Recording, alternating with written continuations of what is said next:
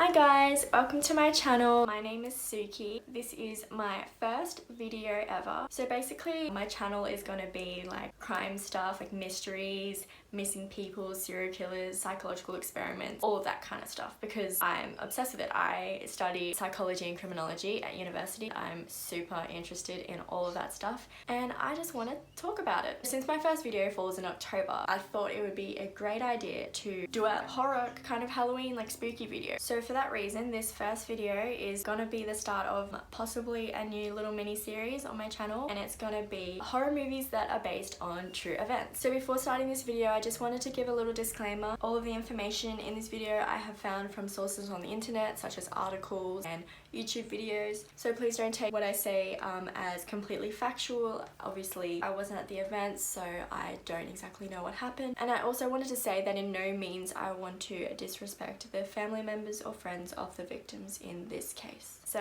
let's just get straight into this video.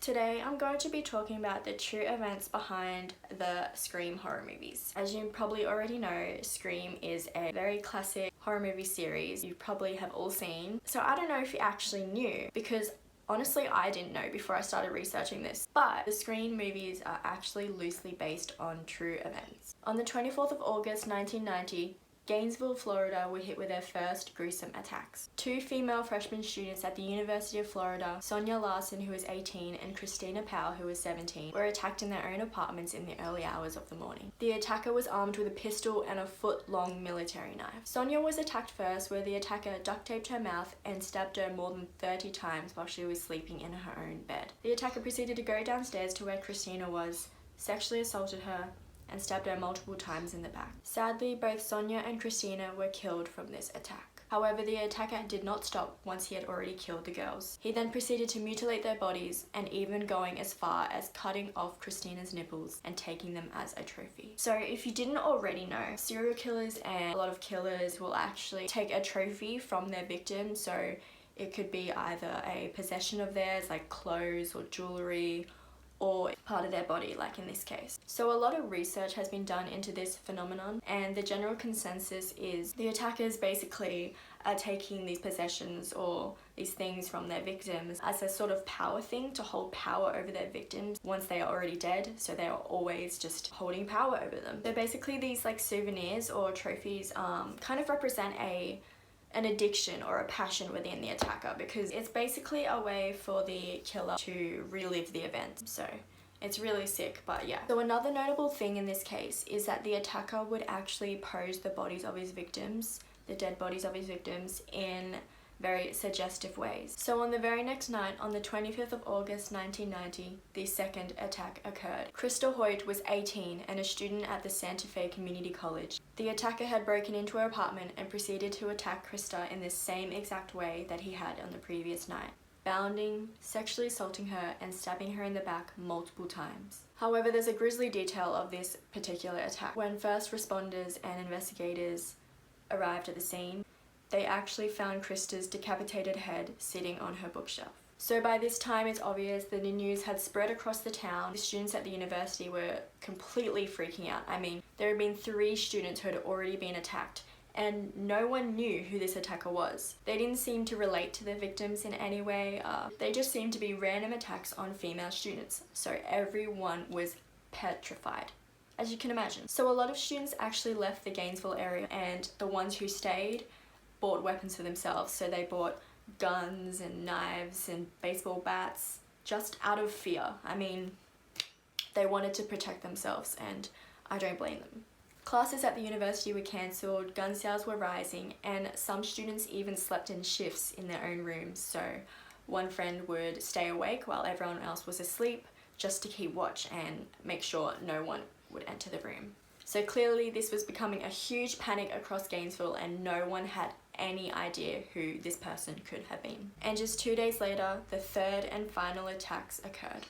Again, there were 2 victims on this night. So I'm sorry if I mispronounced this last name, but Manny Taboda, who was 23 and a student at the University of Florida, was stabbed and killed in his sleep after the attacker had broken into his own apartment. So at this time, Tracy Pauls, who was 23 and also a student at the University of Florida, had heard a commotion in the other room, and she attempted to run to her roommate's room, but this was before the attacker actually spotted her. Consistent with his other victims on the previous night, the attacker sexually assaulted her and stabbed her in the back multiple times, killing her. However, this time he did not mutilate the bodies. Authorities think that he was scared or he had been interrupted, because obviously more people had known of the killings at this point, so there was a greater chance that he could have been caught by someone else on the campus. And sadly, the next day the maintenance worker was the one who actually found both Manny's and Tracy's bodies. He had actually walked into the scene and he said he had just walked straight out because it was just too horrific. So by now the public and the authorities were very aware that they had a serial killer on their hands. And this is when the media created the moniker, the Gainesville Ripper. The first of 7 suspects was a young man named Edward Lee Humphrey. Humphrey was 19 years old at the time, and only a few months before these attacks had actually been arrested for assaulting his own grandmother. The reason that Humphrey was a suspect and on police's radars because he actually had some circumstantial ties to the attacks. He was actually living in the same apartment complex as Tracy and Manny, and he had also been involved in a string of other aggressive and violent incidents in the area. Humphrey had also previously been diagnosed with bipolar disorder, and for the police, all of this circumstantial evidence was actually enough to put him on the suspect list. So in a way, they, without any actual evidence linking him to the crimes, they had sort of painted this serial killer image around him, and everyone was pointing their fingers at him, even though there wasn't actually any physical evidence. However, after the trial for his assault on his grandmother, investigators realized that they actually didn't really have enough evidence pointing towards him, which I agree with.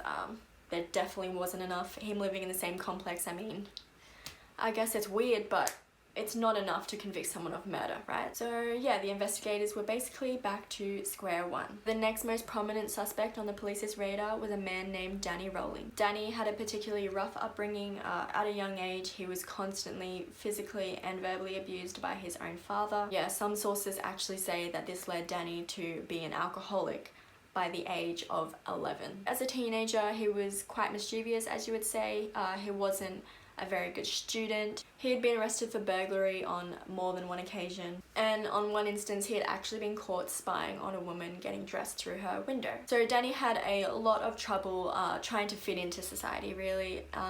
He couldn't find a job. He just wasn't fitting into society's norms, and no one would accept him. He was quite a loner, and he just couldn't really get his life on track. He joined the Air Force as soon as he legally was allowed to, I guess. However, not long after joining the Air Force, he actually had to leave because he had been diagnosed with a pretty serious personality disorder. So even further down the track in his own life, it just wasn't going the way he wanted to. His marriage failed, he couldn't find a steady job, and he would also rob stores for just very petty things. In the May of 1990, he actually shot his father in a very heated argument. His father did survive, however he lost an eye and an ear because of it. After this altercation, Danny was on the run because his father was going to turn him in, obviously. So going back to the timeline of the murders in August 1990, police were also investigating a recent bank robbery that had occurred in the town. The police noticed Danny Rowling due to a kind of strange drug exchange that seemed to be going on between Danny and another man. So the police decided to follow Danny. Police were actually led to a makeshift campsite that Danny had made at a wooded area. And this wooded area was located right near the apartment complexes of the victims of the Gainesville Ripper. So after following Danny to the campsite, they waited for Danny to leave again, and they decided to search his belongings. And this is where police found a bag of cash covered in pink dye, which would have been from the bank robbery. Okay, I'm so sorry if the camera angle has changed or anything looks a bit different. My phone just filled up on storage, so that's great. I need to get a camera real quick. But anyway, so after police had made the discovery of the cash bag with the pink dye on it, Danny was on the run again. He was involved in a string of burglaries, including one at a supermarket where he had made a close getaway in a stolen vehicle. However, his luck was soon to end. He had began a high-speed chase with police officers all throughout the town before he actually crashed the car, jumped out, and ran on foot. Though he did not make it far on foot, and he was captured finally by the police on September 11, 1990. So going back to the campsite where the police had made the discovery of the cash and the pink dye, they actually also found some other strange discoveries. So they saw a few items of clothing with a few blood spatters on it. and also a few cassette tapes. But obviously when Danny was arrested, they had not linked him to the murders at all. He was arrested for the robberies and the assault on his father. During the trial for the robberies and the attack on his father, the court actually played a few of his cassette tapes that they found. And what they heard on the cassette tapes was Danny discussing very chilling details of how to quick kill animals. And he would also talk about his other personalities that he called Inad and Gemini. So obviously this leads back to the severe personality disorder that he had been diagnosed with years earlier.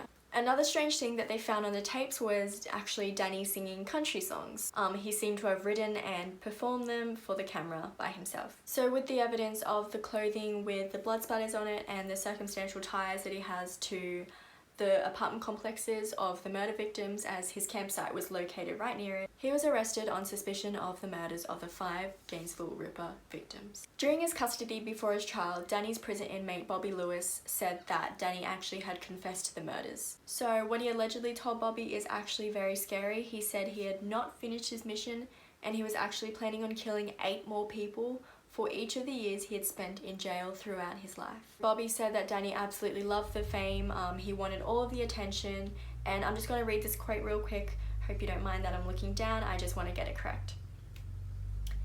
He said, "When I get through telling my story, I'll be the most famous person in the United States." There are a few sources that say that Danny actually wanted to be the new Ted Bundy.